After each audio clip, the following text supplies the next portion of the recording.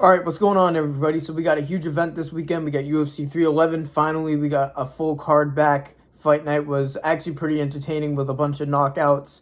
But now we actually got a full event. This is going to be a very stacked card. So I'll be going through the card, giving my predictions, so I won't waste any more of your time. Let's get right into it. Real quick, though, before I get into the video, 92% of you guys aren't subscribed. So if you like boxing, influencer boxing, or MMA content, I post 3 to 4 times a week on this channel, like 5 or 6 this week because it's a big week. So make sure you subscribe. Also, if you're looking for a new combat sports podcast, check out the Day Ones podcast. The link will be in the description down below. I appreciate you. So if you're new to the channel, I don't pull anything out of my ass on the channel. I only predict the fights I know I could predict, so you won't see me like bullshitting some prediction. So just letting you guys know ahead of time. Alright, so the first fight that I'm going to be predicting is the last fight of the prelims. So we got Peyton Talbot versus Raoni Barcelos. So Peyton Talbot, as I'm sure that you guys know, is a superstar that the UFC is trying to build. He has gotten some very nice knockouts. He has a very nasty straight right hand that has knocked out people in the past. He's a knockout artist. He seems like it's the superstar that the UFC is trying to build. And now he's facing Raoni Barcelos, who is 37. He is a wrestler, grappler, and he is shorter than Peyton Talbot. He has a shorter reach by like 3 inches. So I definitely think this is a gimme for Peyton Talbot to get another knockout win. Is going to make him 10-0. I don't know if this would make him ranked. I'm not 100% sure. I'm not sure if he's there yet, but I'm sure he's going to get there soon. I know he wants big fights. He said he wants a Sean O'Malley fight one day down the line, which would be a very entertaining fight. If I were to bet on this fight, Raoni Barcelos really has strengths on the ground. If Peyton Talbot is able to contain that, I think he'll get a knockout pretty early. So I'm going to say Peyton Talbot gets a knockout in round 2. Maybe even round 1, we'll see. Because this guy's supposed to be very hyped up. So this could be a performance that really boosts him to the next level. Hopefully that is that. So yeah, I'm going to go Peyton Talbot knockout in the second round. So the next fight I'm going to be predicting is Beneil Dariush versus Renato Moicano. Shout out to Moicano. I cannot afford to lose. I love Moicano.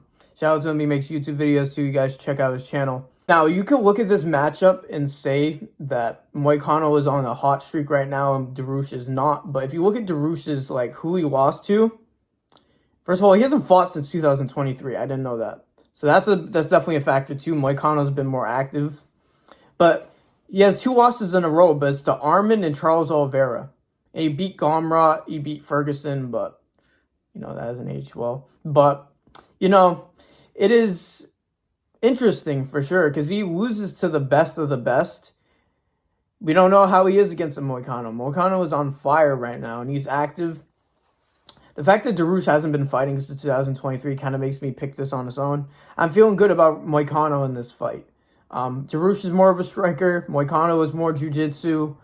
I know Dariush has some skills on the ground. I think he has 8 submissions, but I think Moicano is going to be better on the ground.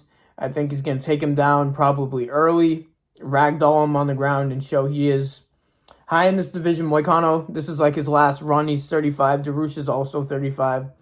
So Dariush might be done after this, maybe even. Like, we don't even really know. But yeah, I'm going to go with Moicano. I'm going to go by decision. I think he's going to have more control time. And he's just going to out-grapple Dariush, but I don't see a finish happening. So yeah, I'm going to go Moicano by decision. All right, next fight is a big one. Jiri Prochazka versus Jamal Hill. Now, I know people have been dunking on Jamal Hill. Even at the press conference, they were chanting Shama. But I like Jamal Hill. I think he's a real character in the scene, and people need to appreciate that more. If he was just him being salty about the loss is not a bad thing to Alex. I feel like that's the right approach to get the rematch. And this seems like the road right here to get it, man. If he beats Yuri, there's a real chance he could get it very soon. So, this is a very interesting fight to predict because, as you know, Jiri Prochazka is very, very unpredictable with his striking. He's very unorthodox, but that usually gets him in his favor most of the time, besides against, Alex Pereira. And as we know, Jamal didn't do very well against Alex Pereira, but there is a common trend there. Nobody can stand with Alex Pereira. And people are underestimating Jamal Hill's ability to stand up. He has very nice low kicks, and people forget how good southpaws are and like how unpredictable they can be. Especially somebody like Yuri. I know he switches to southpaw and orthodox and does all this different stuff, but Southpaws are very hard to deal with, and Jamal Hill has power. People forget. Like, he really does have power. And Yuri gets himself in trouble a bit too much, I feel like. So it gets me nervous in this matchup. It kind of makes me lean towards Jamal Hill just because how reckless Yuri fights.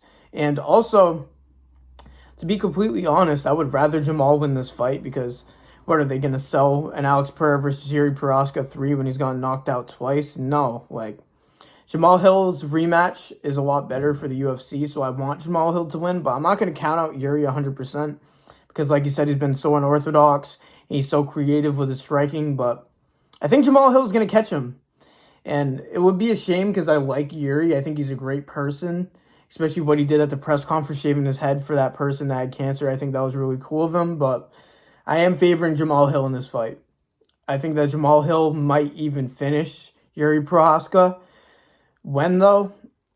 I'm going to say, I don't know if they're fighting. I don't think they're going to be fighting 5 rounds. So I'm going to say Yuri Prochazka gets knocked out in round 3 by Jamal Hill. So I'm going to go Jamal Hill knockout in round 3. So now the co-main event of the evening. We got Merab Dvalishvili, I think that's how you pronounce it, Jesus Christ, versus Umar Nurmagomedov. So this is a very interesting fight. Could be a boring fight. There is a slight chance because we know how Merab rolls around here. And we obviously know my opinion on his style on this channel. Quit the stalling wrestling, UFC. Get the referees to stand him up for stalling. Anyways, hopefully that is in this fight because Umar might have very good takedown defense to keep Merab on the feet. Depending on how Umar fights this fight, I want him to win the title. But if he stalls back, if it's just a back-to-back stall fest, neither of them should be champion, in my opinion. But if Umar comes out here and is able to stuff Merab's takedowns and knock out Merab, we need another exciting champion in UFC. And if Umar is a stand-up heavy fighter and he doesn't rely on stalling like he might, depending on how the fight goes, but I don't think this is one of those fights. I don't know if I feel good about him winning, though. It's so weird with Umar because he's literally only had one ranked opponent. He's only beat Corey Sandhagen, and that's it. And now here he is in the title fight. So, is he ready for Merab? It's so hard to call with 100% accuracy, but I'm going to say yes because obviously Merab fails a lot of takedowns because he goes for so many. And Umar is just going to be more prepared than other opponents in the past. I feel like he's going to be way better than Sean O'Malley on the ground. Will he want to be on the ground? I'm not sure. We'll see. But if Umar could keep the fight standing, I'm going to pick Umar. Him knocking out Merab is very possible, but I don't see it happening. I'm going to go Umar by decision. I'm assuming this is a 5-round fight because it's a title fight, obviously. So I'm going to say that Umar wins off damage and Merab has more control time. But hopefully damage-based scoring actually matters in this fight and Umar wins. So I'm going to go Umar by decision. All right, now the main event of the evening. We got Islam Makhachev versus Arman Tsarukyan. Now, this is very interesting. People are counting out Arman basically instantly, which is wild to me. Arman is a freak of nature. His flexibility is really insane. He literally has an axe kick where he basically knees himself in the face. Like, it's literally the craziest, most flexible thing I've ever seen. Obviously, that's not the main reason why I think it will be a close fight, but obviously they have fought in the past. Back in 2019, they were both not as experienced, and Islam got that by decision.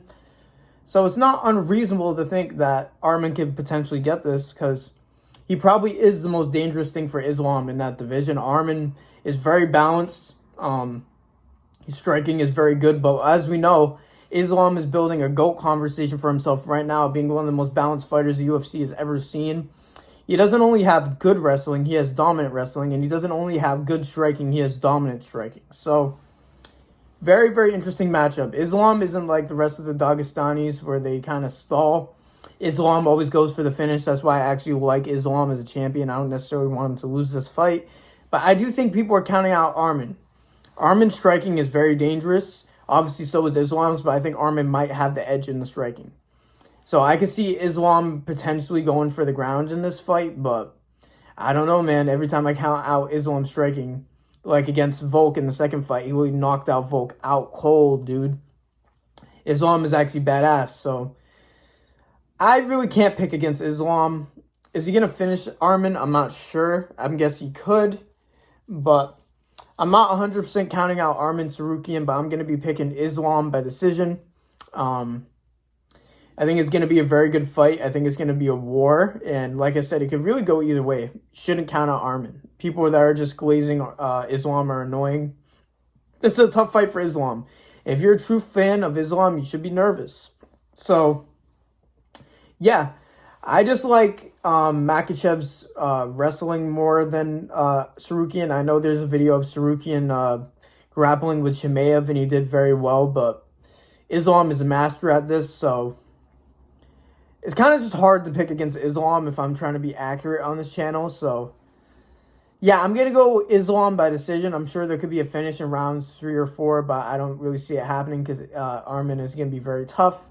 So, yeah, let me know if you guys disagree.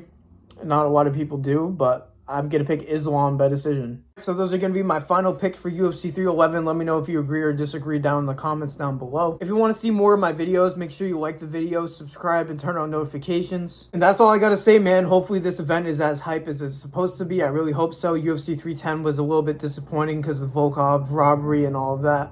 So hopefully this is better. So yeah, man, once again, let me know what you disagree with in the comments. I love debating in the comments. Thank you guys for listening to me yap like usual. God bless all of you, and peace out.